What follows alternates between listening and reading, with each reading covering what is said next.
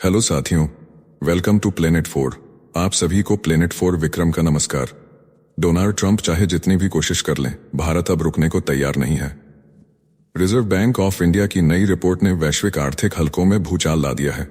इस रिपोर्ट में भारत की विकास के आंकड़े ऐसे हैं कि अब पश्चिमी ताकतों को भारत को रोकना नामुमकिन लग रहा है। इसके बाद बात करेंगे उस PhD chamber of commerce and industry की रिपोर्ट की, जिसमें भारत ने सीधे G7 को झटका दिया है। भारत की ग्रोथ के आंकड़े देखकर अमेरिका से लेकर जर्मनी तक के आर्थिक नीति निर्माता हैरान हैं। भारत अब सिर्फ उभरती हुई अर्थव्यवस्था नहीं, नए आर्थिक नेतृत्व का केंद्र बन रहा है। और अंत में जानेंगे कि चीन ने एक ऐसा ऐलान कर दिया है जो अमेरिका और यूरोप के बीच तनाव बढ़ा सकता है। चीन ने अमेरिका को सीधी चुनौती देते हुए कहा है कि अब दुनिया एक ध्रुवीय नहीं रहेगी। यहीं से शुरुआत हो गई है उस नई व्यवस्था की, जहां अमेरिका की दादागिरी नहीं, एक मल्टीपोलर वर्ल्ड ऑर्डर चलेगा और भारत उसका अगुवा बनने को तैयार है। तो आइए सब कुछ देखते हैं विस्तार से। भारतीय रिजर्व बैंक की रिपोर्ट ने आर्थिक जगत में भूचाल ला दिया है। जनवरी से मार्च 2025 की तिमाही में भारत का चालू खाता 13.5 अरब डॉलर के फायदे में रहा है। यह जीडीपी का 1.3% है। मतलब भारत अब घाटे में नहीं, फायदे में जी रहा है। यह इतिहास की सबसे बड़ी टर्निंग पॉइंट्स में से एक है। दर्शकों को बताना चाहते हैं कि चालू खाता यानी करेंट अकाउंट का मतलब होता है कि देश ने विदेश से कितना कमाया और कितना खर्च किया। इसमें 3 चीजें शामिल होती हैं।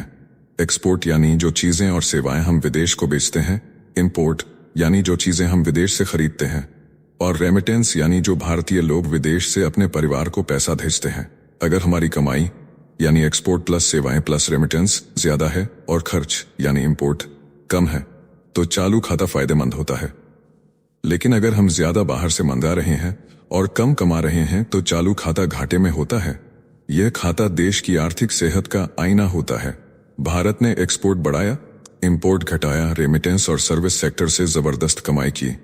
पिछले साल की तुलना में यह 3 गुना ज्यादा उछाल है। और यही वो काम है जो चीन ने 2 दशक पहले किया था और डॉलर का शेर बना था। अब वही स्क्रिप्ट भारत के हाथ में है और यही बात ट्रंप को खटक रही है। ट्रंप की पूरी रणनीति अब यही बन गई है कि भारत को कैसे घेरा जाए, लेकिन बार बार उन्हें बयान पलटने, फैसले वापस लेने और झुकने पर मजबूर होना पड़ रहा है। अमेरिका आज भी कंजम्पशन बेस्ड इकोनॉमी बना हुआ है, जहां इंपोर्ट एक्सपोर्ट से कई गुना ज्यादा है। उधर भारत धीरे धीरे प्रोडक्शन और एक्सपोर्ट आधारित मॉडल पर शिफ्ट हो चुका है, जहां एक्सपोर्ट के मामले में भारत में बने एप्पल के आईफोन जैसे प्रोडक्ट दुनिया में तहलका मचा रहे हैं। ट्रंप बार बार भारत पर टैरिफ का हथियार चलाते हैं, फिर खुद ही पीछे हट जाते हैं, क्योंकि उन्हें समझ आ गया है भारत अब हाथ जोड़ने वाला नहीं, आंखों में आंखें डालने वाला देश बन चुका है। अब देखिए जरा वार्षिक चालू खाता। आरबीआई की रिपोर्ट कहती है भारत का वार्षिक चालू खाता घाटा भी घटकर केवल 23.3 अरब डॉलर रह गया है। यह जीडीपी का मात्र 0.6% है। मतलब भारत अब आर्थिक आत्मनिर्भरता की चौखट पार कर चुका है। चीन को पसीना आने लगा है, क्योंकि वह देख रहा है कि भारत अब वही रास्ता पकड़ चुका है जो कभी चीन ने पकड़कर डॉलर को चुनौती दी थी। अब चीन भारत से समझौता करने की बात कर रहा है। यह आर्थिक डिप्लोमेसी की सबसे बड़ी जीत है। दुनिया भर के विश्लेषकों ने इसे economic rising super power moment कहा है। यह कोई इत्तेफाक नहीं, यह आत्मनिर्भर भारत का असली आरंभ है। एक तरफ जहां चीन और अमेरिका आपस में लड़ रहे हैं, वहीं दूसरी तरफ भारत जमकर मुनाफा काट रहा है।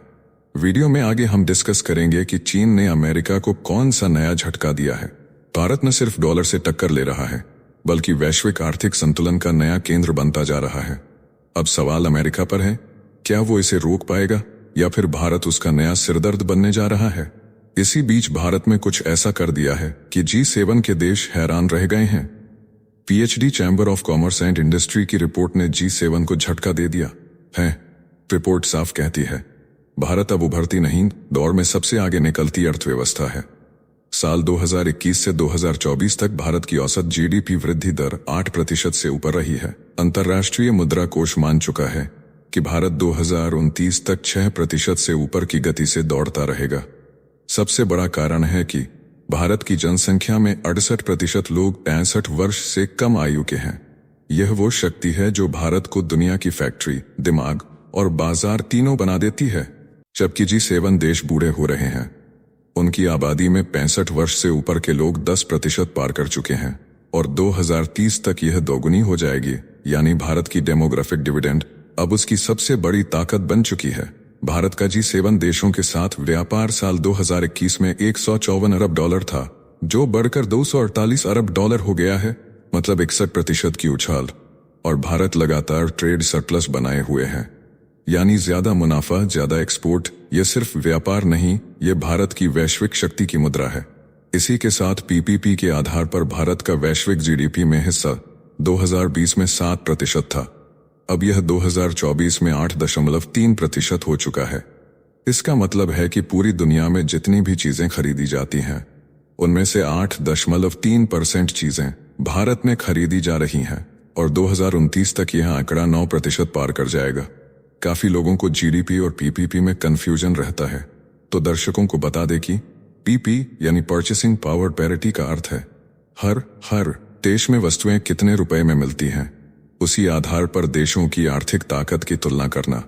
मान लीजिए आपके पास 100 रुपए हैं, भारत में इससे 10 किलो चावल मिल सकता है, अमेरिका में केवल 1 किलो और जापान में केवल आधा किलो। इसका अर्थ हुआ कि भारत में 100 रुपए से अधिक उपयोग संभव है, यानी भारत के लोग 100 रुपए में काफी कुछ खरीद सकते हैं, जबकि अमेरिका में 100 रुपए के अंदर काफी कम सामान मिलेगा।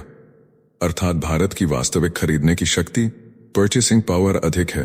देखिए, GDP बताता है कि देश ने कुल कितनी कमाई की, जबकि PPP बताता है कि उस कमाई से जनता कितना जीवन यापन यानी कितना खरीद कर सकती है।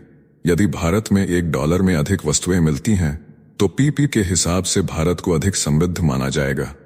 इसी वजह से GDP को अगर PP के आधार पर गिना जाए तो भारत अब दुनिया की तीसरी सबसे बड़ी अर्थव्यवस्था बन गया है। दुनिया अब मल्टीपोलर बनना चाहती है, जहां सिर्फ अमेरिका या चीन नहीं, बल्कि भारत, यूरोप और रूस जैसे ताकतवर देश भी ग्लोबल पावर स्ट्रक्चर को बराबरी से तय करें। अब एक सुपर पावर नहीं, कई सशक्त राष्ट्र एक साथ चाहिए, क्योंकि पूरी दुनिया को अब अमेरिकी दादागिरी से आजादी चाहिए। चीन ने अमेरिका को जोर का झटका दिया है, जबकि यूरोप के लिए दरवाजे खोल दिया है। बीजिंग ने यूरोप को रेयर अर्थ मिनरल्स का स्पेशल लाइसेंस देना शुरू कर दिया है। ये वही तत्व हैं जिनसे स्मार्टफोन, रक्षा प्रणाली, ग्रीन एनर्जी टेक्नोलॉजी बनाई जाती है। ट्रंप महीनों से कोशिश कर रहे थे कि अमेरिका को पहले ये सप्लाई मिले, लेकिन शी जिनपिंग ने यह तोहफा यूरोप को दे दिया और अमेरिका को बाहर कर दिया गया। यूरोपियन यूनियन के ट्रेड चीफ ईवा लैग्रस ने कहा, बीजिंग मुर्गियों को मारकर बंदरों को डराने की नीति चला रहा है और हम इसमें फंसना नहीं चाहते। मतलब साफ है, यूरोप अब अमेरिका और चीन की लड़ाई से बाहर निकलना चाहता है। उसे अब खुद की राह पर चलना है। अमेरिका की पकड़ अब ढीली होती दिख रही है। ट्रंप के टैरिफ हमलों और चीन के जवाबी बैन से परेशान यूरोपीय कंपनियां अब नए विकल्प तलाश रही हैं।